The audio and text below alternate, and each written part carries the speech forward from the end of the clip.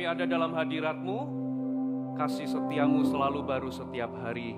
Hari ini tidak ada seorang pun di tempat ini yang luput dari kasih setia Tuhan yang selalu baru.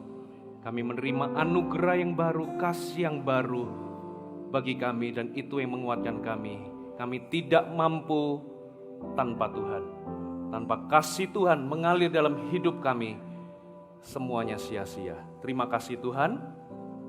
Berbicara pada hari ini, urapi hamba-Mu dan juga setiap pendengar, setiap umat-Mu di tempat ini. Tuhan bisa menangkap setiap rema.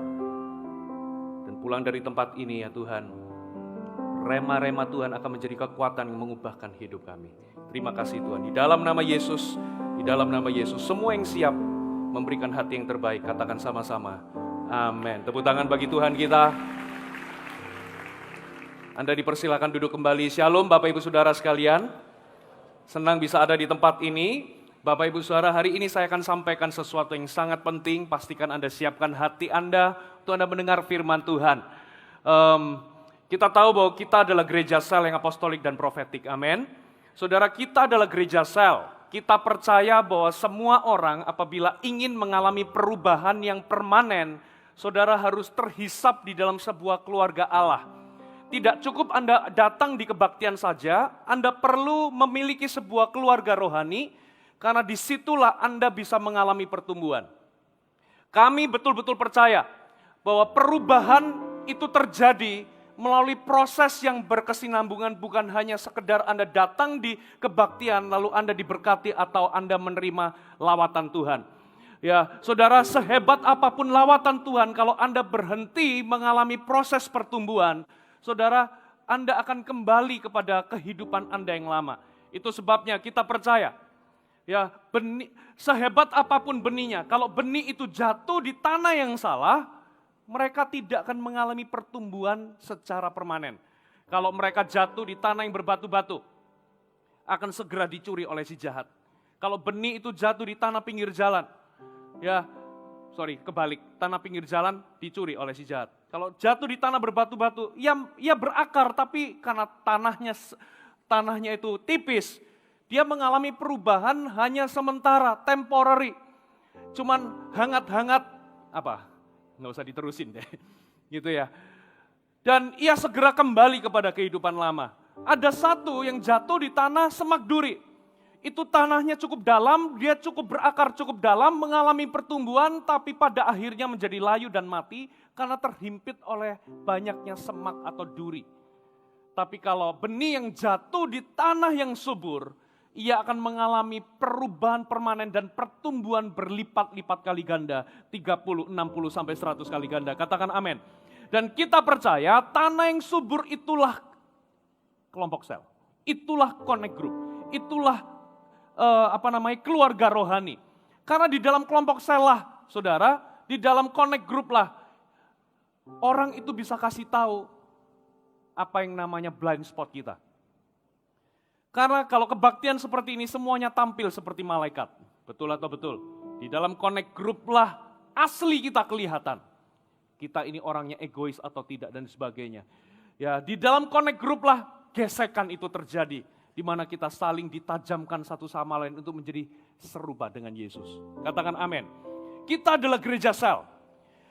Ya, kita percaya bahwa kelompok sel itu adalah sebuah sarana untuk sebuah tujuan, yaitu memenangkan jiwa, mengemban amanat agung. Itu sebabnya saya dorong Bapak dan Ibu Saudara sekalian yang belum ikut kelompok sel, belum ikut connect group, segera ikut. Karena ini adalah kehendak Tuhan. Ya, nah satu kali Tuhan Yesus berkeliling dari desa ke desa, ini ayatnya ada di Matius pasal yang ke-9. Ya, Anda nggak perlu buka, Anda percaya saja. Matius 9 ayat 35, dikatakanlah Yesus itu berjalan keliling dari kota ke kota, dari desa ke desa, melenyapkan segala penyakit, memberitakan Injil. Dengan kata lain, Yesus itu mengadakan KKR dari desa ke desa, dari kota ke kota, orang banyak berbondong-bondong, dan Yesus melenyapkan banyak penyakit. Yesus mengadakan tanda-tanda dan mujizat. Ya, KKR-KKR-nya berhasil karena Alkitab katakan berbondong-bondong orang banyak itu datang. Lalu apa yang terjadi kalau kita bikin KKR lalu dihadiri oleh ribuan orang, kira-kira apa respon Anda? Kita tentunya senang karena acara kita berhasil, betul? Kita tentunya merayakannya. Tapi ternyata di ayat ini, ya di firman Tuhan, ternyata Yesus itu tidak terlihat bahagia. Tapi dikatakan melihat orang banyak itu, hati Yesus pecah karena belas kasihan. Karena apa? Karena melihat orang banyak itu lelah dan terlantar. Katakan lelah dan terlantar. Kenapa lelah dan terlantar? Bapak Ibu Saudara, ada banyak orang itu kelihatannya bahagia, hidupnya enak, hidupnya oke-oke. Saudara, Anda jangan menjudge isi hanya dengan melihat covernya. Ada banyak orang kelihatannya bahagia, tapi sebetulnya secara batin dan emosional mereka lelah dan terlantar. Itu sebabnya, saudara, rumah sakit jiwa itu tidak hanya dihuni oleh orang-orang yang miskin, tapi justru juga orang kaya bisa. Lelah dan terlantar, seperti kata Alkitab, seperti domba yang tidak punya gembala. Jadi Yesus tidak melihat kesuksesannya itu karena orang banyak berbondong-bondong datang di dalam acara yang dia lakukan. Tapi hati Yesus pecah melihat orang banyak itu ternyata tidak punya gembala atau tidak punya pemimpin. Gara-gara itu mereka lelah dan terlantar. Saudara, jangankan domba. Kalau Anda lihat, Bapak Ibu Saudara, kalau Anda pernah lihat binatang yang lebih kuat daripada domba, katakanlah anjing. Coba lihat anjing yang kececeran di mana? Kok kececeran? Apa ya? Berkeliaran di pinggir jalan yang nggak punya tuan. Ya, bahasa Jermannya itu keleleran. Ya, cuman ya, coba lihat mereka itu borokan, kurus, tidak ada yang ngasih makan, tidak ada yang merawat mereka. Ya, mereka itu nggak tahu mau pulang kemana. Ya, jiwa mereka itu lelah dan mereka terlantar. Nah, melihat orang banyak yang berbondong-bondong dalam acara yang Yesus kerjakan, yang Yesus lakukan, ternyata Yesus gak puas sampai di situ. Hati Yesus masih gak puas, hatinya pecah melihat orang banyak itu lelah dan terlantar karena tidak punya gembala. Seperti domba yang gak punya gembala. Itu sebabnya Yesus langsung minta kepada murid-muridnya, murid-murid dengar, tuaian itu banyak tapi pekerja sedikit. Sekarang berdoalah, minta kepada empunya tuaian, supaya ia kirimkan pekerja atas tuaian. Katakan amin. Katakan pekerja atas tuaian. Saudara, kenapa Anda dikirim di Gereja Mawar Sharon ini? Kenapa Anda berjemaat di tempat ini? Saudara, adalah jawaban doa. Doa dari para pemimpin, dari gembala-gembala di gereja ini. Anda adalah pekerja yang dikirim Tuhan di gereja ini. Pertanyaannya, apakah Anda mau jadi pekerja atas tuaian?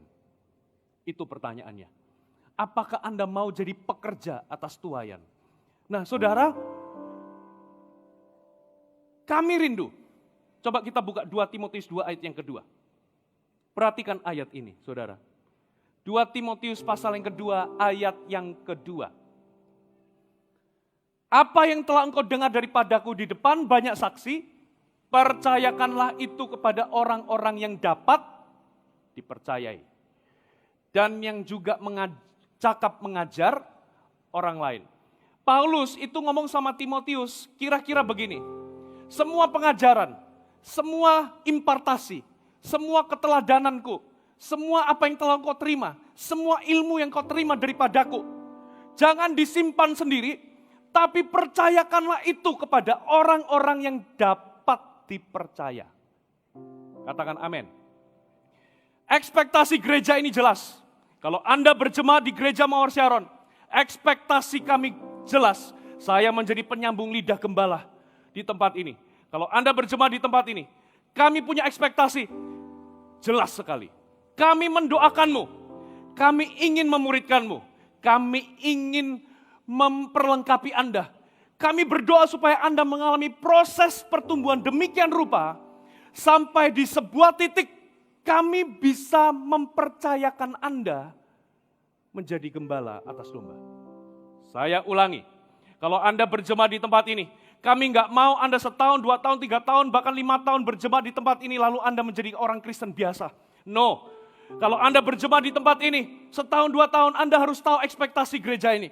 Ekspektasi gereja ini adalah, kami rindu Anda bertumbuh demikian rupa, sampai di titik kami, para pemimpin, para gembala, bisa menemukan Anda dapat dipercaya untuk menjadi pekerja atas tuayan. Saya pertegas lagi, kalau Anda di gereja ini, tertanam di gereja ini, siapapun Anda yang sudah lama maupun baru, Anda harus tahu ekspektasi gereja ini. Kalau Anda berjemaah di tempat ini, kami mendoakanmu, kami ingin memuridkanmu, memperlengkapimu, mempersiapkanmu. Sehingga Anda mengalami proses pertumbuhan sampai di titik kami bisa mempercayai Anda jadi Connect Group leader. Katakan amin. Karena jiwa-jiwa di luar sana nggak bisa ditampung acara. Jiwa-jiwa di luar sana tidak bisa ditampung oleh gedung. Orang-orang di luar sana nggak butuh acara. Dan sebetulnya tidak terlalu membutuhkan gedung. Bukan berarti kita nggak butuh gedung. Tapi jiwa-jiwa itu hanya bisa ditampung oleh orang-orang percaya yang mau menjadi gembala atas mereka. Yang memperhatikan mereka. Katakan amin. Pengkhotbah itu cuma sekali seminggu mengkhotbahi Anda. Tapi siapa yang anytime, setiap waktu atau sewaktu-waktu, kalau Anda membutuhkan, mereka bisa ada dalam hidup Anda. Itulah para gembala, itulah Connect Group Leader. Katakan amin. Saya nggak bisa ada sewaktu-waktu bagi Anda. Para pengkhotbah nggak bisa ada. Pemimpin pujian nggak bisa ada bagi Anda sewaktu-waktu. Siapa yang bisa ada bagi Anda sewaktu-waktu, memperhatikan Anda, memberi makan Anda secara rohani. Merekalah pekerja-pekerja atas tuayan. Merekalah pemimpin-pemimpin kelompok sel. Katakan amin. Itu sebabnya kami berharap kalau Anda berjemaah di tempat ini, kami rindu mempersiapkanmu. Ya, kami rindu Anda bertumbuh sampai di titik kami bisa menemukan Anda. Itu bisa kami percaya menjadi pemimpin. Katakan amin. Tengok kanan kiri. Tuhan mau kamu jadi pemimpin. Halo, amin. Coba kita buka Yohanes 2 ayat 23 sampai 24. Yohanes pasal yang kedua ayat 23 sampai 24. Anda masih bersama dengan saya, amin. Coba lihat ayat ini. Sementara ia di Yerusalem selama hari raya Paskah, banyak orang percaya dalam namanya. Siapa yang percaya Yesus? Angkat tangan. Yes. Lalu, karena mereka telah melihat tanda-tanda yang diadakannya, tapi ayat 24 dikatakan demikian. Tapi Yesus sendiri tidak mempercayakan dirinya kepada mereka, karena ia mengenal mereka semua. Saudara, waktu itu ada banyak orang percaya kepada Yesus karena namanya. Karena percaya kepada nama Yesus, karena mendengar pemberitaannya dan tanda-tanda mujizat yang dilakukannya. Tetapi pertanyaannya, kenapa kok Yesus nggak bisa percaya sama mereka? Tadi banyak orang yang angkat tangan siapa yang percaya Yesus. Pertanyaannya adalah, apakah Yesus bisa percaya kepada Anda? Can God trust you? Terjemahan bahasa Inggrisnya versi Basic English dikatakan begini. Ya, but Jesus did not have faith in them. Yesus itu nggak bisa punya iman kepada mereka. Katakan faith. Itu sebabnya hari ini saya akan membagikan 5 hal. 5 hal ini adalah faith. Katakan faith. F-A-I-T-H. 5 hal ini, kalau Anda bisa menunjukkan 5 karakteristik ini, kami akan menemukan Anda bisa kami percaya untuk menjadi gembala atas domba-domba. Katakan amin. Kalau Anda bisa bertumbuh ke arah 5 hal ini, kami akan siap mempercayai Anda menjadi pemimpin dan bukan menjadi jemaat pasif. Apakah Anda siap? Halo? Apakah Anda siap? Yang pertama, faithful. F yang pertama adalah faithful. Katakan faithful. Saudara, titik awal untuk Anda menjadi seseorang yang dapat dipercaya adalah menjadi setia. Katakan amin. Saudara, kesetiaan itu adalah nilai tukarnya Tuhan untuk sebuah kepercayaan. Itu sebabnya kalau Anda berjemaat di tempat ini, kami rindu, kami bisa menemukan Anda setia. Karena di luar sana baik perusahaan-perusahaan itu mengakui bahwa ada banyak orang ahli, ada banyak orang yang capable, tapi sedikit yang setia. Itu sebabnya perusahaan-perusahaan itu punya interview ketat sekali. Mereka nggak cuma lihat kemampuan atau keahlian, tapi mereka pastikan orang-orang yang mereka rekrut adalah orang yang setia. Katakan amin. Kalau Anda pacaran, Anda pasti nggak cuma cari orang yang perawakannya baik, cantik ataupun cakep. Tapi pasti Anda juga memastikan Anda mencari pasangan yang setia. Saudara. Nah, coba kita lihat Matius pasal 25 ayat 21 dan 23. Coba perhatikan pujian Yesus kepada orang yang berhasil menggandakan talenta yang diberikan kepada mereka. Yaitu pujian kepada orang yang menerima 2 talenta dan pujian kepada orang yang menerima 5 talenta. Coba kita lihat ayat 21. Kata tuannya kepadanya, baik sekali perbuatanmu itu, hai hambaku yang baik dan setia. Engkau telah apa saudara? Setia dalam perkara kecil. Aku akan memberikan kepadamu apa? Tanggung jawab dalam perkara yang besar. Masuklah dan turutlah dalam kebahagiaan Tuanmu. Coba lihat ayat 23, ini yang punya 5 talenta juga dipuji. Ya, kata tuannya itu kepadanya, baik sekali perbuatanmu itu, hai hambaku yang baik dan setia. Engkau telah setia apa saudara? Memikul tanggung jawab dalam perkara apa? Kecil. Ya, aku akan memberikan kepadamu tanggung jawab dalam perkara yang masuklah dan turutlah dalam kebahagiaan Tuanmu. Ada 2 kata yang diulang-ulang dalam 2 ayat ini, yaitu setia dan bertanggung jawab. Katakan setia dan bertanggung jawab. Setia dan tanggung jawab itu nilai tukar kerajaan sorga untuk yang namanya kepercayaan. Ada amin. Nah, setia yang pertama yang Alkitab catat, Lukas 16, itu ada 3 hal kesetiaan yang dicatat di situ. Di Lukas 16, Anda nggak perlu buka. Yang pertama adalah setia dalam perkara kecil. Katakan amin. Karena Lukas 16 ayat 10 berkata, barang siapa setia dalam perkara kecil, ia setia juga dalam perkara besar. Barang siapa tidak benar dalam perkara kecil, ia nggak benar juga dalam perkara besar. Nah, dalam kehidupan sehari-hari, hal ini berlaku Bapak Ibu Saudara. Coba cek berapa banyak di antara Anda, kalau punya supir baru atau pembantu baru, Anda mau ngetes kejujuran dari supir atau pembantu Anda, bagaimana cara ngetesnya? Anda akan mengujinya dalam perkara apa? Kecil. Contoh, ini pembantu baru ini jujur atau enggak, diceknya bagaimana? Suruh beli kecap. Kecapnya itu harganya 13.625. Anda kasih uang 15.000. Kembaliannya berapa? Coba tolong bantu hitung, saya kok nggak bisa mikir. 13.625, uangnya 15.000. Tolong kembaliannya berapa? Tolong bantu saya. Berapa? Sorry.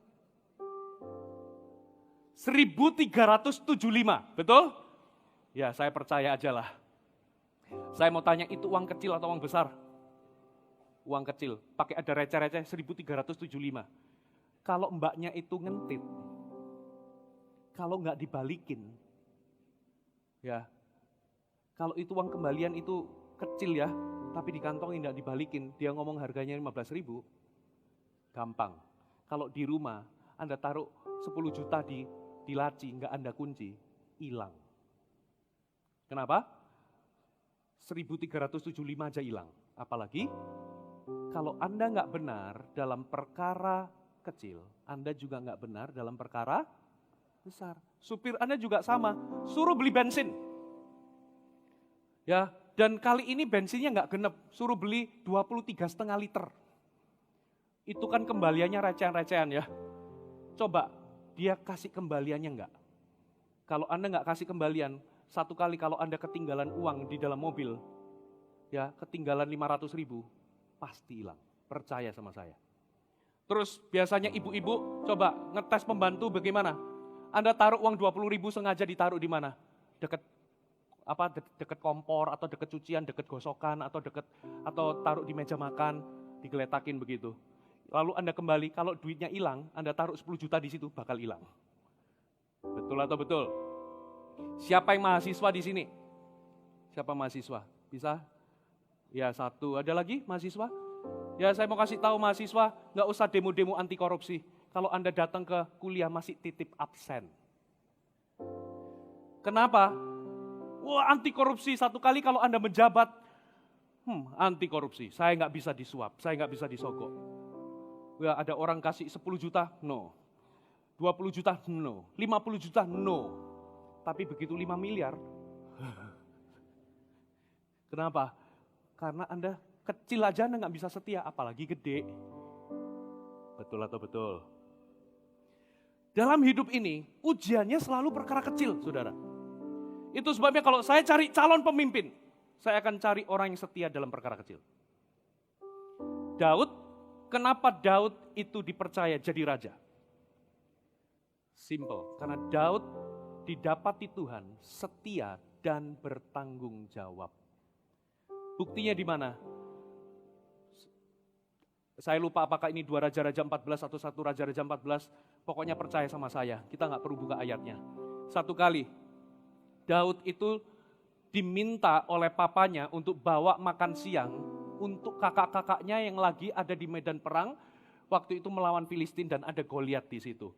Papanya bilang kirimkan ke kakakmu, lalu pulang balik, ya kasih tahu bagaimana kabar kakak-kakakmu. Dan tahukah saudara, Daud itu dipercaya sama papanya untuk mengembalakan kambing domba berapa ekor, berapa biji? 2 atau 3 biji, 2-3 ekor. Tahukah saudara ketika dia diutus untuk pergi, ya Alkitab mencatat, Daud menitipkan kambing yang 2-3 ekor itu kepada seorang penjaga. Ya Daud itu, coba lihat, 2-3 ekor itu nggak signifikan saudara. Ditinggal aja keliaran di mana? Di sebuah lahan gitu ya. Dia tinggal kalau balik dimakan singa, ya udah 2-3 biji apa signifikannya. Atau ditaruh dalam sebuah kandang begitu apa adanya gitu ya. Ditinggal aja balik belum tentu ada yang nyuri. Tapi kenapa kok dia titipkan ke penjaga? Walaupun itu kecil, tapi dia setia dan bertanggung jawab. Rasa tanggung jawabnya itu, ini kepercayaan dari papaku, aku akan jaga. Aku pergi untuk antar makan siang, aku pastikan domba-dombaku ini walaupun 2-3 biji, ada yang jagain. Itu namanya setia, perkara kecil. Itu namanya bertanggung jawab. Yang setuju katakan amin. Lalu begitu nyampe di medan perang, dia lihat Goliat mengintimidasi, mengolok-olok orang Israel, tentara Israel, hatinya panas, bangkit oleh karena kemarahan kudus. Singkat cerita, pokoknya dia nyampe di hadapan Saul, dan dia ngomong gini sama Saul, hambamu ini biasa mengembalakan kambing 2-3 ekor, ya dari papanya. Aku ini dikasih kepercayaan untuk mengembalakan kambing 2-3 biji. Lalu dia ngomong gini, kalau ada beruang atau singa menerkam kambing yang 2-3 biji itu, Alkitab mencatat, aku mengejarnya. Katakan mengejarnya. Kalau saya 2-3 biji, ada singa, aku lari. Nggak worth it 2-3 biji. Ngapain ngejar? Tapi ini bukan gembala upahan. Ini bentuk tanggung jawab dia, itu kambing, itu kepercayaan. Ya, diterkam singa, diterkam beruang, dikejar beruangnya. Dan gak cuma dikejar, tapi aku menghajarnya. Dan melepaskan mereka dari mulut singa atau beruang itu. Katakan melepaskan. Kalau gembala upahan pasti lari menyelamatkan diri. Tapi ini ya dikejar, dihajar, dilepaskan dari mulut singa atau beruang. Itu namanya setia dan bertanggung jawab. Katakan amin. Dan gak cukup di situ, Alkitab mencatat. Ya, Alkitab mencatat begini, kalau beruang dan singa itu bangkit menyerang, Alkitab katakan, aku akan menghajarnya. Jadi kalau habis dilepasin, kalau singanya itu balik nyerang, kebanyakan orang lari. Tapi ini dihadepin, dihajar, dan membunuhnya, kata Alkitab. Kenapa kok dibunuh sama Daud? Itu lahir dari, karena dia mau melindungi kambing domba yang 2-3 biji itu. Dia pastikan kambing domba 2-3 biji itu nggak mati. Itu sebabnya aku yang bunuh singa itu. Aku yang bunuh beruang itu. Saudara, itu sebabnya no wonder Tuhan memilih dia. Karena dia kedapatan setia dalam perkara kecil. Setia yang kedua adalah setia dalam hal mamon gak jujur. Saudara, apakah Anda setia dalam keuangan Anda? Saya mau tanya, siapa yang perpuluhan? Saudara CGL Anda mungkin sungkan tanya ini, apakah Anda perpuluhan atau enggak? Saya mau kasih tahu gereja ini tidak butuh perpuluhan Tuhan, tidak butuh perpuluhanmu. Tapi kitalah yang butuh perpuluhan, katakan amin. Karena dengan kita perpuluhan itu menghancurkan cinta uang dalam diri kita. Karena gara-gara memburu kekayaan, orang itu jatuh dalam berbagai-bagai penderitaan, kesusahan dan sebagainya. Orang itu gak akan bahagia kalau dia gak puas hidupnya. Kalau dia terus kejar uang, kejar kekayaan, cinta uang, hidupnya gak bahagia walaupun dia punya banyak. Itu sebabnya kita yang butuh perpuluhan. Katakan amin. Kalau Anda gajinya 2 juta, perpuluhannya berapa? 200.000. Kalau Anda gajinya 20 miliar, perpuluhannya berapa? 2M. Kalau Anda 200.000 aja nggak setia, nggak mungkin waktu Anda 20M Anda bisa kasih 2M. Waktu Anda kasih stroke langsung. Yang setuju katakan amin. Kalau saya cari pemimpin, kalau saya cari calon pemimpin, calon CGL, pekerja atas tuayan, saya akan cari orang yang setia perkara kecil. Makanya cek, kalau Anda datang di Connect Group, saya mau cek, siapa yang on time? Siapa yang on time? Atau hanya Tuhan yang tahu kapan Anda datang? Kalau Anda dikasih tanggung jawab untuk follow up jiwa, Anda kasih report nggak? Atau gembalanya garuk-garuk kepala, hanya Tuhan yang tahu ini sudah di follow up atau belum? Kasih report, Pak Fuji atau Pak siapa gitu ya, saya sudah follow up, ternyata itu alamat palsu. Ternyata itu nomor palsu, nggak bisa kita hubungin. Nggak apa-apa, Anda kasih report, katakan amin. Atau orangnya kali ini dia masih sibuk, baru 2 minggu lagi baru hadir, Anda kasih report. Itu tanggung jawab. Ada amin? Saya sebelum khotbah di sini, tugas saya dulu, ya tahun 98 itu cuman antar jemput jiwa-jiwa, antar jemput di daerah barat, bawa ke gereja, saya pulangin lagi, terus balik ke gereja untuk layani baptisan. Tahun 98-99, tahun 2000, tahun-tahun itu. Satu kali saya pinjam ke mama karena itu ada banyak jiwa di daerah barat, saya pinjam ke mama dari teman CG saya, pinjam mobil, Suzuki Carry kalau nggak salah. Ya, itu Suzuki Carry itu power steering, saudara. Untuk belok itu pakai power. Itu juga power window, untuk nurunin kaca itu pakai power juga. Dan itu juga, spionnya itu juga touchscreen mode. Jadi untuk adjust, saya harus buka kaca dulu dan harus disentuh, digini-gini. Satu kali saya antar jemput setiap minggu. Satu kali mogok di Jalan Maijen Sungkono. Dan pas tanjakan, itu semua tak suruh turun, yang dorong saya sendiri. Di pinggir saya dorong sampai masuk gigi 2, nggak nyala, sampai nyala dan ini basah oleh keringat. Tapi saya lihat itu tanggung jawab. Katakan amin. Katakan amin. Kalau Anda mau cari pemimpin, cari yang setia perkara kecil. Suruh bawa Ramatama, apakah dia siapkan yang terbaik? Amin. Yang kedua, Anda masih bersama dengan saya, amin. Yang kedua adalah available, katakan available. Apa maksudnya available?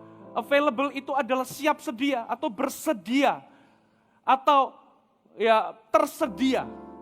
Saudara, ada banyak orang ketika Tuhan hendak memakai mereka, Tuhan gak bisa mendapati mereka available untuk dipakai Tuhan karena alasan terlalu sibuk. Saudara, bagaimana Anda bisa available ketika Tuhan hendak memakaimu? Anda harus meluangkan waktu. Katakan amin. Meluangkan waktu. Saudara, ada banyak orang menyangka bahwa kesibukan itu buah roh nomor 10. Menyangka dengan semakin dia sibuk, itu tanda dari kedewasaan rohani. Belum tentu, saudara. Itu bukan buah roh nomor 10. Katakan amin. Karena apa? Gini loh, gereja ini nilainya sudah jelas. Tuhan nomor 1, keluarga nomor 2, pekerjaan nomor 3, pelayanan baru nomor 4. Katakan amin. Kita nggak mau di gereja ini Anda gila pelayanan, setiap hari datang di gereja lalu Anda mengabaikan pekerjaan maupun keluarga Anda. Kami nggak mau Anda pelayanan tapi nggak kerja, pengangguran. No. Kamu kerja dulu baru pelayanan. Katakan amin. Nilai kita jelas. Ya, satu kali saya pernah ingin menyeimbangkan seseorang karena apa? Dia pelayanan terus tapi ternyata keluarganya not okay.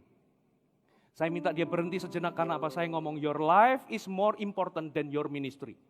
Hidupmu itu lebih penting daripada pelayananmu. Please, ya, take a rest. Jangan abaikan keluargamu. Berhenti dulu pelayanan. Itu nilai gereja kita. Katakan amin. Namun demikian, ada orang-orang yang terlalu ideal, idealismenya itu ekstrim, sehingga tidak punya waktu sedikit pun untuk melayani Tuhan. Tidak punya waktu sedikit pun untuk mengemban amanat agung. Alasannya adalah terlalu sibuk di dalam pekerjaan, terlalu sibuk mendidik anak, mengurusi anak-anak saya, 3 Pak Fuji dan sebagainya. Yes, kita mengerti keluargamu itu penting. Tetapi saudara, ini cuma persoalan apa saudara? Kalau Anda nggak punya waktu, itu persoalan hati. Karena apa? Begini loh saudara. Kita itu akan menciptakan waktu untuk apa yang kita hargai. Katakan amin. Kita ini akan menciptakan waktu untuk apa yang kita nilai tinggi. Halo amin. Itu sebabnya kenapa ada orang yang super sibuk, masih punya waktu main golf. Why? Karena dia suka golf. Betul atau betul? Saya mau tanya lagi, siapa yang pernah jatuh cinta angkat tangan? Halo? Coba angkat tangan. Apakah ini masih normal di sini? Siapa yang pernah mengalami jatuh cinta sejuta rasanya, ya berjuta rasanya, lalu kotoran kucing rasanya apa? Coklat dan sebagainya. Siapa yang pernah? Sekali lagi, angkat tangan yang pernah. Baik yang tua maupun yang muda. Coba cek waktu Anda jatuh cinta. Anda sibuknya bukan main. Anda punya pabrik. Anda itu lembur-lembur. Anda itu sibuk seperti nggak ada waktu. Tapi kok bisa ya sempetin ketemu sama orang yang Anda cintai? Kok bisa? Yo. Karena Anda kebenarannya Anda hanya akan menciptakan waktu untuk apa yang Anda anggap berharga. Katakan amin. Orang kalau lagi jatuh cinta, walaupun ada 1000 gunung di depan dia, walaupun ada 1000 samudera di depan dia akan daki dan dia akan seberangi samudera itu demi ketemu satu orang yang dia cintai. Loh, ketawa. Halo amin. Karena kebenarannya begini, if your heart is willing, you will find 1,000 ways. But if your heart is unwilling, you will find 1,000 excuses. Kalau hatimu itu willing, rela, mau, Anda akan ketemu 1001 jalan. Tapi kalau hatimu itu nggak rela, saudara akan ketemu 1001 alasan. Macet lah, nggak punya waktu, terlalu sibuk, lembur, dan sebagainya. Jadi ini hanyalah masalah waktu. Kalau Anda ngaku, aku cinta Tuhan, tapi nggak punya waktu untuk melayani Tuhan, bohong. Halo amin. Kalau Anda ngaku cinta sama anak-anakmu, tapi waktu yang Anda habiskan itu nongkrong, minum kopi ke kafe bersama teman-temanmu, Anda bohong, Anda lebih cinta temanmu daripada anakmu. Karena apa? Cinta itu dieja waktu. Katakan amin. So, Bapak Ibu Saudara, bagaimana kami bisa mengembangkan kepemimpinanmu, memuridkanmu, memperlengkapimu, kalau bahkan Anda nggak bisa punya waktu untuk datang di CG? Bagaimana kami bisa mengasahmu, melatihmu, kalau bahkan Anda nggak punya waktu untuk dimuridkan?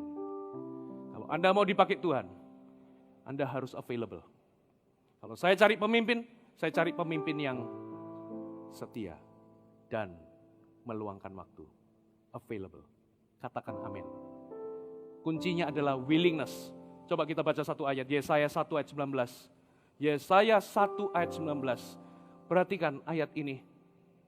Kalau kamu menurut dan mau mendengar, maka kamu akan memakan hasil baik dari negeri. Terjemahan bahasa Inggrisnya adalah, if if you are willing and obedient, you shall eat the good of the land. Kalau engkau rela dan mau taat, Anda berjemaah di tempat ini, Anda akan menerima yang terbaik dari Gereja Mawar Sharon. Katakan amin. Pertumbuhanmu akan maksimal. Kuncinya adalah willingness. Mau, bersedia ketika Tuhan mau memakaimu. Luangkan waktu, atur waktu Anda. Katakan amin. Yang ketiga, Anda belajar sesuatu? Yang ketiga, waktu saya hampir habis. Ya, yang ketiga, FAI, involve. Katakan involve. Saudara, ternyata orang malas itu bisa loh meluangkan waktu. Orang malas itu bisa available. Tapi apa bedanya dengan yang rajin? Orang malas itu hanya melakukan sekali dua kali. Tapi orang yang rajin itu melibatkan diri dengan komitmen. Halo, amin? Nah, kalau hujan deras lalu jumlah kehadiran gereja ini menurun, berarti apa? Ya artikan sendiri. Berarti gini loh, mau hujan gak hujan, mau gempa gak gempa, orang yang komitmen akan datang melayani. Katakan amin. Saudara, satu kali ada orang yang saya off dulu ya. Lalu dia ngomong nanti kalau kalau nanti pas ada acara besar, festival kuasa Allah, nanti kami akan bantu Pastor Fuji. Dalam hati ini. Ternyata punya selidik. Ternyata di dalam pelayanan dia slack sama sesama pelayan Tuhan. Setelah itu dia meng-off-kan dirinya sendiri. Saudara, orang yang berkomitmen, walaupun dia disakiti, terluka, kecewa, dia akan tetap melayani. Katakan amin. Dia nggak mutung, itu namanya komitmen. Halo, amin? Ya, mau dia dapat pujian, nggak dapat pujian, enak nggak enak, dia komit melayani. Itu namanya komitmen. Walaupun hari ini dia rasa nggak mood datang di CG, tapi dia tetap datang, itu namanya komitmen. Katakan amin. Amin? Enak nggak enak, komitmen. Oh ya, Pastor Fuji ada satu orang komitmen nih. Ini calon pemimpin. Tahun 2015 dia datang sekali di CG. 2016 datang sekali di CG. 2017 sekali juga dia datang di CG. 2018 sekali juga, konsisten banget dia. Jangan saudara ya. Orang yang komitmen itu 12 bulan setiap minggu akan datang di CG. Katakan amin. Ya, cari orang yang komitmen. Saudara, pertama kali saya datang di CG, pertama kali tahun 98. Saya ini jiwa baru. 2 minggu saya itu dapat pemimpin yang radikal waktu itu. Waktu itu saya lupa apakah dia CGL atau sponsor. Jadi saya itu dapat sponsor kalau nggak salah. Yang radikal banget. 2 minggu setelah saya join, dia tanya gini, "Bu, kamu pacaran ya?" "Iya, putus." Nggak pakai penjelasan, kalau kamu pacaran sekarang, nanti kamu itu nanti belum waktunya, nanti kamu nggak fokus melayani Tuhan, nggak ada penjelasan, pokoknya kamu pacaran, putus. Wah, saya datengin rumah, itu saya pacaran udah 4 tahun, papanya itu udah percayakan mobilnya untuk saya bawa apa dan sebagainya, saya datengin, saya sadar bahwa kalau memang saya terus pacaran di waktu itu, ya saya akan terus jatuh bangun dalam dosa. Saya nggak fokus, hari itu saya kan sudah dilawat Tuhan, hatiku membara, ya. Akhirnya saya memberanikan diri dan penuh dengan air mata, singkat cerita. Saya putus dengan alasan saya mau sungguh-sungguh dengan Tuhan. Nah, keluarga dari mantan waktu itu nggak mengenal Tuhan, beragama lain, dan lebih tepatnya nggak seberapa suka orang Kristen. Ya, singkat cerita saya putus. Wah, penuh dengan air mata, makanya sejak itu saya komitmen, saya nggak mau pacaran sebelum waktunya, karena saya nggak mau melukai wanita lagi. Wah, gitu ya. Ya, singkat cerita putus, mamanya telepon, "Kamu itu dibohongin sama orang-orang gereja, apa itu akhir zaman, apa begini. Ya sorry, saya udah melukai banyak orang tuanya apa dan sebagainya. Lalu saya sungguh-sungguh di CG. Ya, lalu saya disuruh baca buku-buku Smith Wigglesworth, wah radikal sekali. Dan Smith Wigglesworth itu nggak baca koran, tapi bacanya Alkitab tok, gitu ya. Terus ice skating, tahun-tahun itu ada ice skating di mana? Tunjungan Plaza. Ice skating itu dosa. Ini pemimpin saya radikal, saudara. sponsor saya. Nggak boleh nonton bioskop. Dari sejak tahun 98 sampai 2013 saya nggak nonton bioskop, saudara. Beneran. Film terakhir itu film Titanic. Tahun 98. Itu adalah film terakhir saya. Nggak boleh nonton bioskop. Bioskop itu dosa. Zaman dulu kalau boncengan, kalau ini cowok yang dibonceng itu perempuan, harus duduknya gini. Nggak boleh begini. Karena bukan muhrimnya. Gitu ya. Nah, saya bingung lah kalau yang boncengin saya itu cewek, masa saya begini duduknya? Itu saya bingung, masih hari ini belum dapat jawabannya. Gitu ya. Oke, sampai mana tadi? Satu kali saya mau CG. CG-nya kurang lebih itu kalau nggak salah mulai jam 6 atau setengah 7 begitu. Jam 5 saya udah datang di rumah teman CG saya dan kebetulan ada ring basketnya. Saya kan suka basket, saya mainan basket dulu sama teman saya. Main basket, begitu pemimpin saya itu datang, langsung saya taruh basket. Saya rasa berdosa, beneran. Kehadiran dia itu radikal banget. Berdosa sekali saya rasanya. Terus apa lagi? Name it. Zaman itu lagi musim semir. Rambut di semir, tahun 98 itu. Semir, dosa. Nggak boleh semiran. Dengerin musik dunia, nggak boleh. Jadi saya kalau masuk supermarket, terus ada musik dunia, saya langsung keluar minta ampun, Tuhan ampuni aku. Aku berdosa Tuhan. Itu sponsorku, saudara. Bagaimana sponsor Anda? 1,5 tahun kemudian, pemimpin saya ini 2 tahun lebih muda dari saya. Dia mundur, terus pacaran, saudara. Habis itu dia nonton bioskop sama pacarnya. Setelah itu rambutnya disemir. Saya tahu itu. Saya punya 1001 alasan untuk keluar dari gereja. Saya punya 1001 alasan. Saya udah tiwas, putus, lah dia malah pacaran. Saya terjerumus, bahasa Jermannya keblowo. Tapi saya tahu, keputusan untuk terus bertumbuh itu adalah tanggung jawab pribadi. Saya lanjut sama Tuhan sampai hari ini.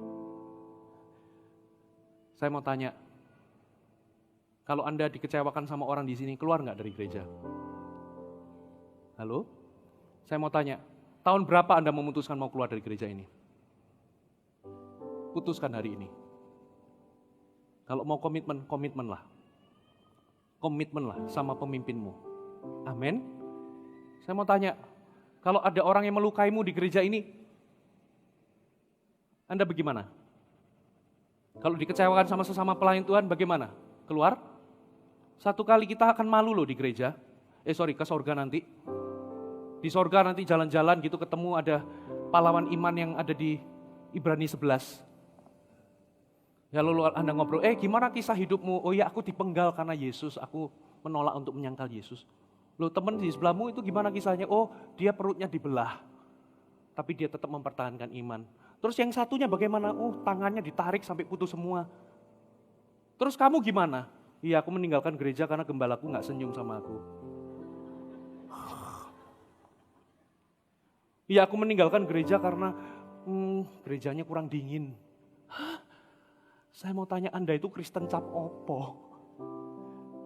Coba tengok kanan kiri, Anda Kristen cap apa? Malu loh saudara. Tapi saya percaya jemaat gereja Mawar Sharon itu Kristen cap jempol, amin. Tepuk tangan bagi Tuhan. Komitmen, menundukkan diri. Kalau Anda menundukkan diri kepada orang yang serba lebih, itu mudah. Tapi kalau Anda menundukkan diri kepada orang yang secara status di bawah Anda, lebih miskin dari Anda lebih pinter, Anda juga lebih tua, mungkin Anda business owner, CGL-mu itu cuman karyawan, dan Anda bisa menundukkan diri, saya kasih 4 jempol saya, lihat jempol kaki saya. Karena kalau Anda menundukkan diri kepada orang yang serba lebih, itu mudah. Amin. Katakan komitmen. Melibatkan diri dengan komitmen. Itulah yang membedakan. Saya percaya Anda pasti tadi pagi mandi dan sikat gigi. Banyak di antara Anda pasti merasa malas untuk sikat gigi tadi pagi. pasti ngerasa nggak mood untuk mandi. Tapi anyway Anda mandi juga, Anda sikat gigi juga. Itulah yang namanya komitmen. Nggak tergantung mood. Lagi nggak mood ke gereja atau ke CG, Anda tetap datang, itulah namanya komitmen. Libatkan dirimu dengan komitmen. Kalau saya cari pemimpin, saya cari orang yang setia. Saya cari orang yang mau meluangkan waktu, available. Dan saya cari orang yang berkomitmen. Katakan amin. Yang keempat, teachable. Katakan teachable. Mau diajar.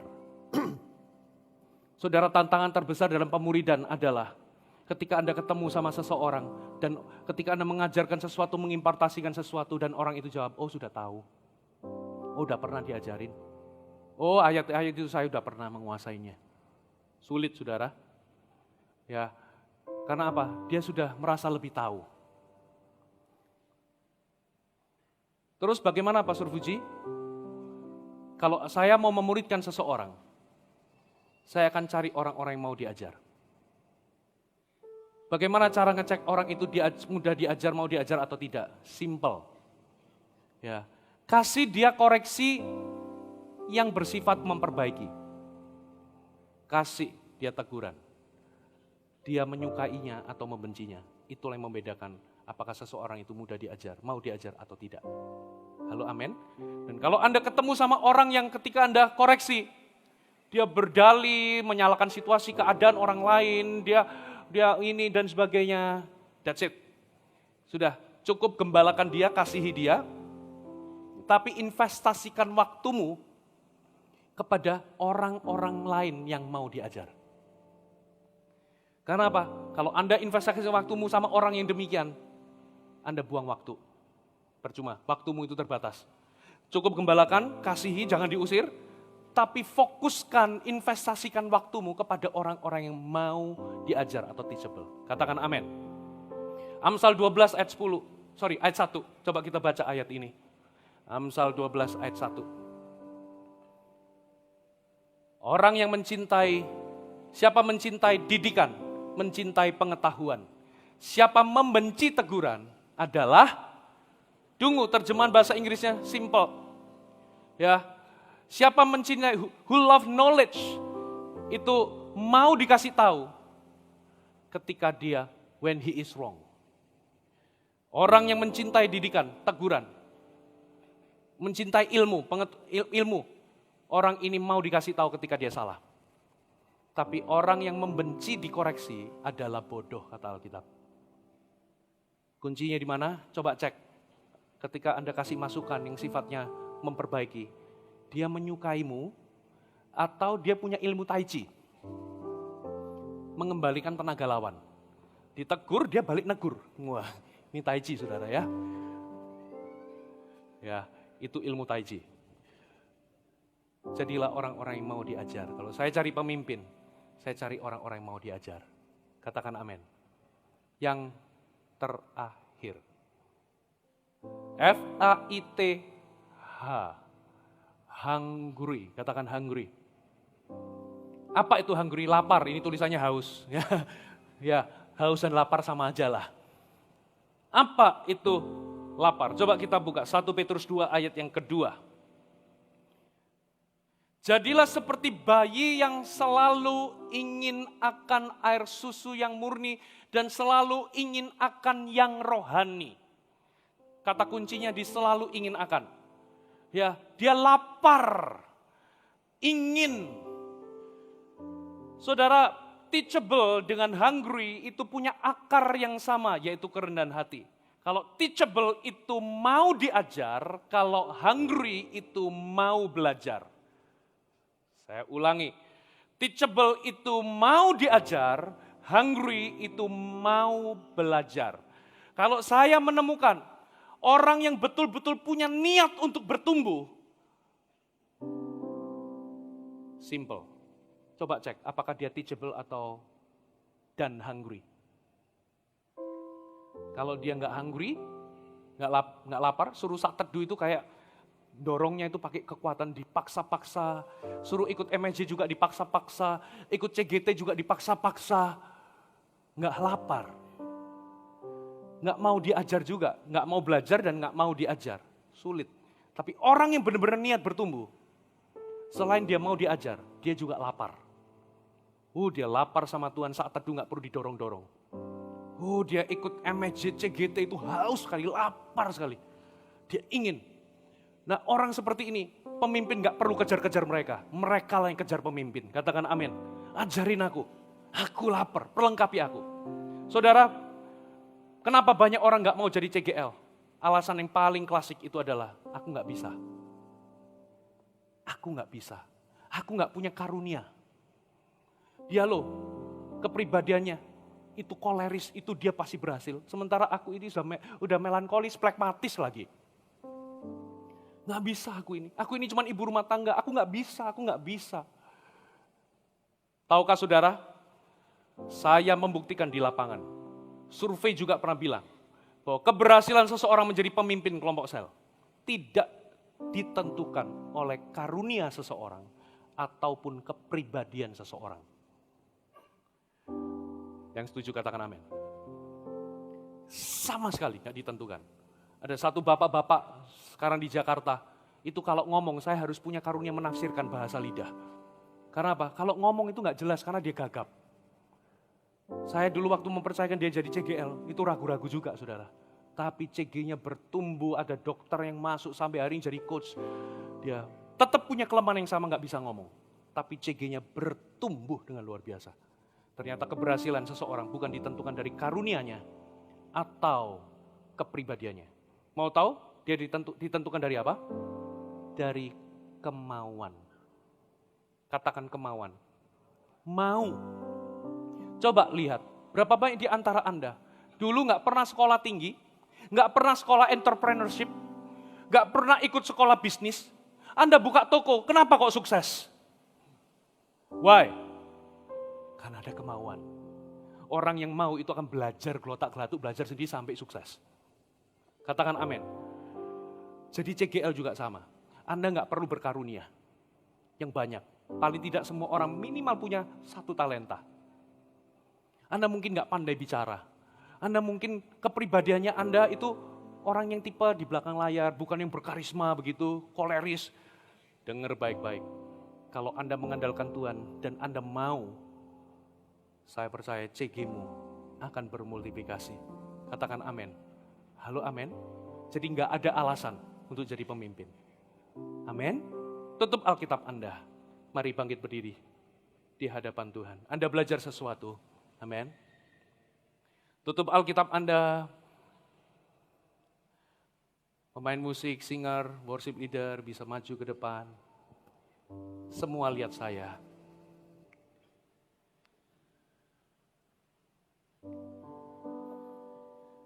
Satu kali Yesus dari kota ke kota berkeliling. Orang banyak berbondong-bondong ikut dia. Tapi hati Yesus gak puas di situ. Yesus gak puas di berhasilnya acara. Tapi Tuhan pecah oleh karena belas kasihan. Karena sekian banyak orang, sekian ribu orang yang hadir. Itu lelah dan terlantar. Karena gak punya gembala. Disitulah Yesus ngomong isi hatinya ditumpahkan, minta kepada empunya tuayan supaya ia kirim pekerja. Supaya ia kirim pekerja untuk tuayan itu. Bapak Ibu Saudara, kenapa Anda berjemaah di tempat ini? Anda hadir di tempat ini, sekian ribu orang. Anda dikirim di gereja Mawar Sharon. Anda adalah jawaban doa. Gereja ini tidak mau Anda datang di tempat ini, tapi Anda gak meresponi panggilannya. Andalah pekerja yang dikirim Tuhan di sini. Pertanyaannya, apakah Anda bersedia atau tidak? Kami nggak mau Anda jadi jemaat yang pasif. Kami mau Anda menjadi gembala atas domba-domba Allah. Kami mau menemukanmu, bisa kami percayai. Entah 6 bulan ke depan, entah 1 tahun ke depan, entah 2 tahun ke depan. Semua beda-beda tergantung pertumbuhanmu. Tapi kami nggak mau lama-lama. Kami mau memuridkanmu. Beberapa orang, Anda sudah siap sebetulnya, tapi mungkin Anda nggak mau. Ini waktunya, saudara. Ini waktunya. Satu kali, ada satu orang bernama Petrus. Dia menyangkal Yesus 3 kali. Lalu Yesus mati. Dia menyesal. Yesus pernah memanggil Petrus untuk menjadi penjala manusia. Dan dia kembali menjadi penjala ikan. Dia menjala ikan seperti rutinitas biasanya. Dan satu kali di tepi danau Tiberias, Yesus menampakkan diri kepadanya. Dan berkata, Simon, apakah engkau agape, mencintai aku, mengasihi aku? Petrus menjawab, Tuhan kau tahu, aku ini philea, kasihku ini gak sempurna. Yesus menjawab, gembalakanlah domba-dombaku. Untuk kedua kali Yesus tanya, Simon, apakah engkau agape kepadaku? Petrus tahu diri, dia baru saja menyangkal Yesus. Dia jawab, Yesus, aku philea dengan engkau. Untuk kedua kali, dia kasih mandat, gembalakanlah domba-dombaku. Dan pertanyaan ketiga ini yang membuat hati Yesus hancur. Hati Petrus hancur. Yesus menurunkan standarnya. Yesus berkata, Petrus, aku tahu engkau gak bisa mengasihiku dengan kasih sempurna. Tapi kali ini, aku tanya kepadamu, apakah engkau philea kepadaku? Dia gak lagi pakai kata agape. Disitulah hati Petrus hancur. Tuhan, benar engkau tahu, aku ini gak sempurna. Aku ini philea kepadamu. Di titik itu, Yesus kembali memberikan mandat, gembalakanlah domba-dombaku. Untuk jadi CGL, Anda gak perlu jadi orang yang sempurna. Anda cukup menjadi orang yang mau bertumbuh. Tunjukkan faithfulness. Tunjukkan availability. Tunjukkan bahwa Anda involved with commitment. Tunjukkan bahwa Anda teachable. Tunjukkan bahwa Anda hungry. Tunjukkan. Kami gak cari orang sempurna, tapi kami cari orang yang mau bertumbuh. Kami bisa menemukan Anda, menunjukkan 5 hal ini. Kami siap mempercayai Anda menjadi pemimpin atas tuayan. Katakan amin. Sekarang pertanyaannya adalah, semua lihat saya. Berapa banyak di antara Anda setelah dengar firman Tuhan ini? Dengar baik-baik. Pastor Fuji, aku dengar firman Tuhan. Aku merasa aku bukan siapa-siapa, tapi aku dengar firman Tuhan. Dan aku mau berkata kepada Tuhan, ya untuk kehendak Tuhan. Tuhan, persiapkan aku jadi pemimpin. Tuhan, aku mau bertumbuh. Aku mau kedapatan dapat dipercaya. Aku mau kejar ini, aku gak mau sekedar datang kebaktian dan saya titik. Tuhan, aku mau setia dalam perkara kecil. Aku mau komitmen. Aku mau meluangkan waktu. Mudah diajar dan aku mau belajar. Kalau ada orang-orang seperti ini dan Anda mau berkata, ya untuk kehendak Tuhan, angkat tangan di tempat. Angkat tangan saja. Angkat tangan. Semuanya tutup mata. Tutup mata. Kalau Anda orangnya, Lord, use me. Persiapkan aku. Angkat tangan dimanapun engkau berada. Angkat tangan. Siapkan aku jadi pekerja atas tuayan. Siapkan aku jadi pemimpin. Angkat tanganmu. Oraba syakara. Angkat tanganmu tinggi-tinggi di tempat di mana engkau berada. Yes, yes, yes. Kalau enggak keberatan, saya mau berdoa bagi Anda. Keluar dari bangkumu, jangan sungkan-sungkan. Maju ke depan sini. Serahkan hidupmu bagimu Tuhan. Seluruh. Keluar dari bangkumu. Permisi. Keluarlah dari bangkumu.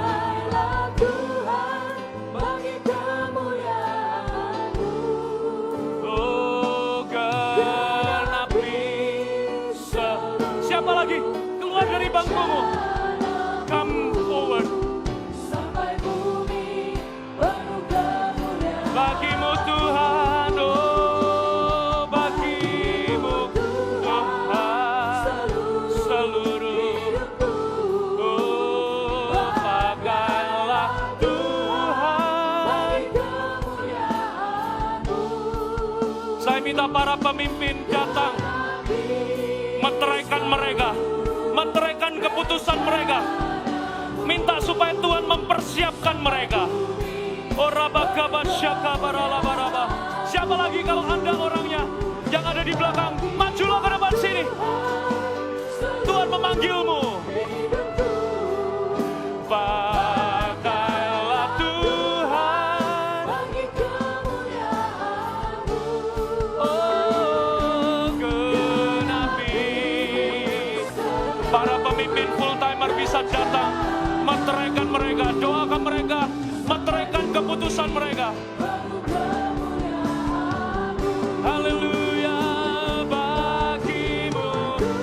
Yang ada di belakang, semuanya pribadi lepas pribadi, sembah Dia.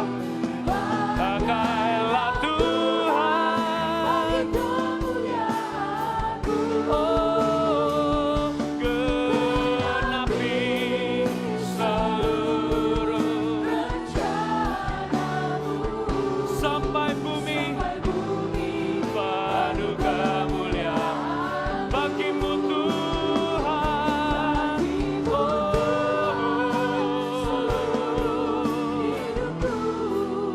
Pakailah Tuhan. Yang ada di depan, angkat tanganmu tinggi-tinggi. Yes Lord. Genapi seluruh rencanamu, sampai bumi penuh kemuliaan bagimu Tuhan.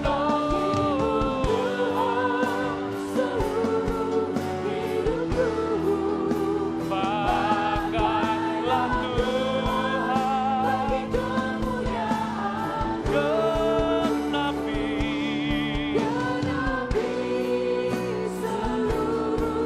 rencana. Seluruh jemaat Tuhan, angkat tanganmu tinggi-tinggi. Kita sembah Tuhan sekali lagi. Katakan bagimu Tuhan. Dari ujung sampai ke ujung, katakan sama-sama.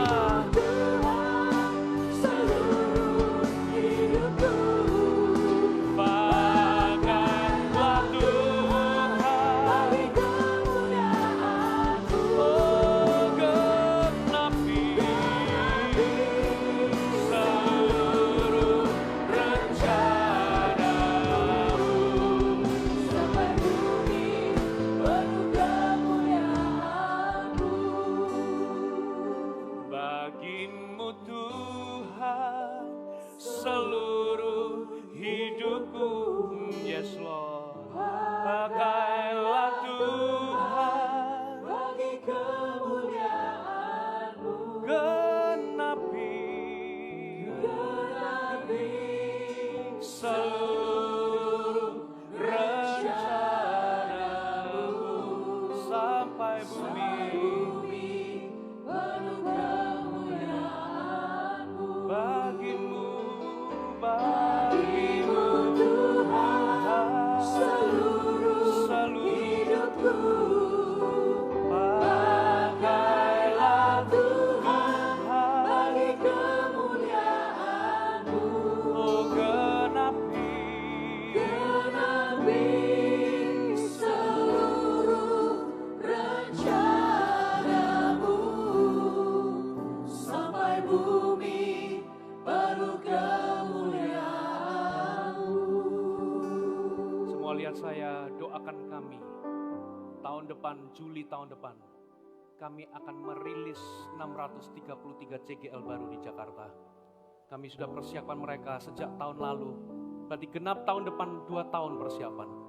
Kami akan rilis 633 dari jemaat menjadi pemimpin kelompok sel.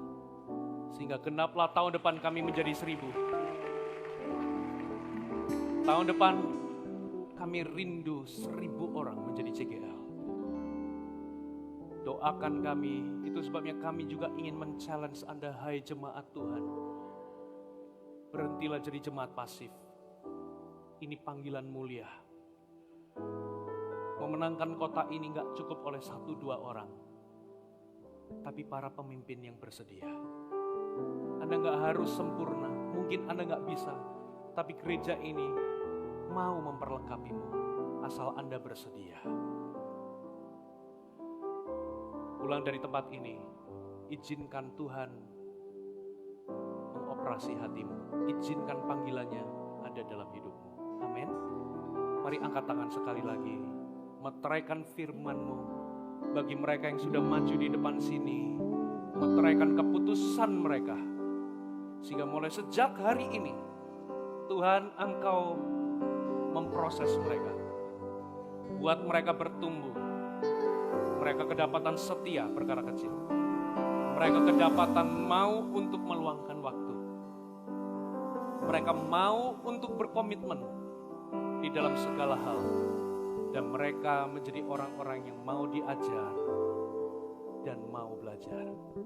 Temukan dari sekian ribu, kami minta ya Tuhan, temukan jemaat di tempat ini menjadi orang-orang yang dapat dipercaya.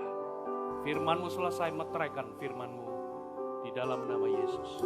Bagimu Tuhan seluruh hidupku.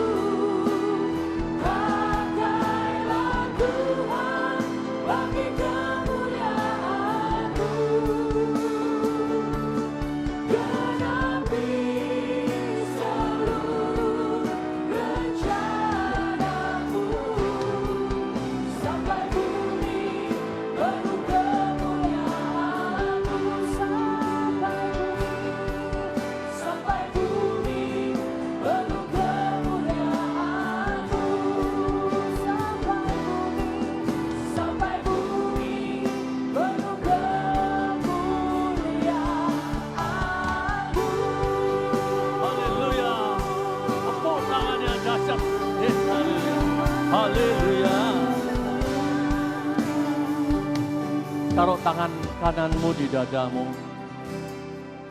Roh Kudus tahu ada orang yang ragu karena engkau merasa engkau tidak layak untuk melayani.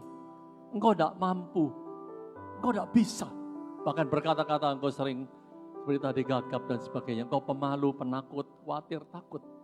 Tapi firman Tuhan berkata pada sore hari ini, jangan takut. Aku menyertaimu. Aku sudah memanggil dan memilihmu jadi hamba.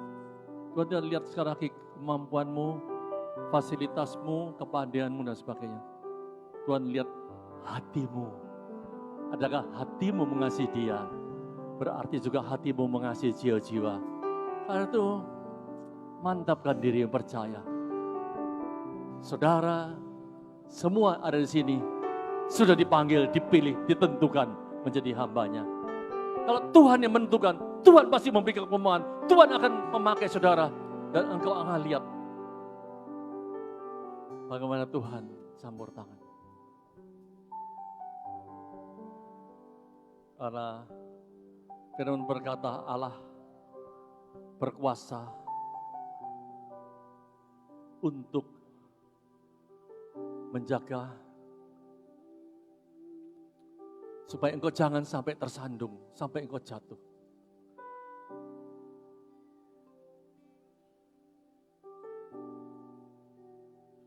Dan Dia akan membawa engkau untuk tidak bercela dan ingat penuh kebahagiaan untuk kemuliaan Tuhan. Bahagia itu artinya luas sekali. Karena mari kita berdoa, Tuhan teguhkan hati setiap umat-Mu. Ampuni kalau mereka selama ini ragu, mereka tidak percaya, mereka mengukur kekuatan diri sendiri. Biar dengan mereka menaruh tangan kanan mereka di dada, yakinlah bahwa mereka bisa bersama dengan Roh Kudus, mampu untuk mereka bisa dipercaya, mampukan untuk mereka setia, mampukan mereka tekun, mampukan untuk mereka belajar dari awal, untuk mereka berakar, bertumbuh, bubar lebat yang baik. Mampukan mereka mulai pengembalaan di dalam keluarga, di dalam pekerjaan, di dalam studi, di mana mereka berada. Mereka membawa pesan damai daripadamu Tuhan. Sehingga melalui teladan yang mereka berikan, boleh berdampak dan banyak orang bertobat. Menerima Engkau sebagai Tuhan Juru Selamat. Tuhan, utus aku, katakan. Inilah aku Tuhan, urapi setiap umat-Mu yang menaruh tangan kanan di dada. Sebagai tanda mereka berikrar, mereka setia mengiring Engkau. Apapun yang terjadi, kami percaya Engkau tidak akan mempermalukan jamaah yang sakit sampai hari ini Engkau sembuhkan. Yang susah Engkau berikan penghiburan. Berkati keluarga rumah tangga mereka, apapun kondisinya, kacau dan sebagainya. Engkau yang baru kasih mula ada pada mereka. Berkati pelayan mereka, berkati studi mereka, berarti masa depan mereka, berkati keuangan mereka, apa yang mereka butuhkan. Engkau berikan tempat patuh, apa yang menjadi masalah Engkau buka jalan. Tuhan, saya percaya sudah saatnya mereka boleh, dengan mereka percaya mereka mujizat. Yang belum dapat pasangan hidup, yang belum dapat keturunan, yang belum dapat pekerjaan, Engkau berikan tempat pada waktunya. Katakan dengan iman, Engkau percaya. Sakitku disembuhkan, Engkau percaya rumah tanggaku dipulihkan, aku percaya pelayananku berhasil, aku percaya aku bisa dipakai Tuhan. Angkat kedua tanganmu, terimalah urapan yang baru, fresh anointing. Roh hikmat agar engkau dapat mengetahui pegang dan suara Tuhan, bergaul lebih akrab, mengerti kehendak Tuhan, dan melaksanakan apa yang jadi kehendak Bapa. Biarlah pada saat ini berkat daripada Allah Bapa, Allah Putra Kudus yang akan memimpin, menyertai, memberkati engkau. Engkau akan dibawa kepada kemuliaan demi kemuliaan, kepada keberhasilan demi keberhasilan, kepada mujizat demi mujizat mulai saat ini. Sampai Maranatha, kata sama-sama, amin. Selamat malam, Tuhan Yesus memberkati.